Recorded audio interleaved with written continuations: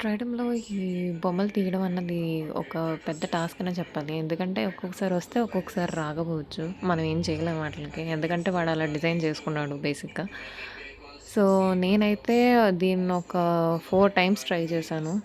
So, వస్తదా? రాదా? నాకు కూడా డౌట్‌లోనే ఉన్నాను. ఎందుకంటే ఆబ్వియస్‌లీ తెలిసిందే. చాలా సార్లు ట్రై చేశాను నేను.